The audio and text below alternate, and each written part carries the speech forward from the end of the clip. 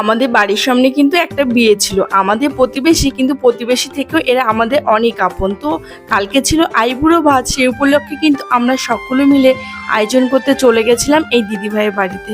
আর দিদিভাইয়ের জানো তো এত ভালোবাসে আমাদেরকে, আমাদের ছাড়া কোনো কাজ ভাবতেই পারে না। তো দিদিভাইয়ের ছেলের ছিল সেদিন আইবুড়ো ভাত, তো সেই উপলক্ষে দেখো আমরা সকলে আয়োজন করেছি, নানা ধরনের মেনুর আয়োজন ছিল কিন্তু। তো চলো মেনুতে কি কি ছিল সেগুলো তোমাদের সাথে একে একে শেয়ার করি। তোমরা যে এই ছোট্ট কিউট বেবিটাকে দেখছো, এ কিন্তু এই বাড়িরই মেয়ের মেয়ে। তো এদের আমি সম্পর্কে দিদুন হই। তো এত খুশি হয়ে গেছিল, ওর জন্য গিফট নিয়েছিলাম বলে আর ভালোবেসে পুচকুসনটার নাম রেখেছিলাম আমরা ফ্রেন্ডস। ওকে যে আমরা ফ্রেন্ডস বলে ডাকি, ও তো আনন্দ ভীষণ পায়।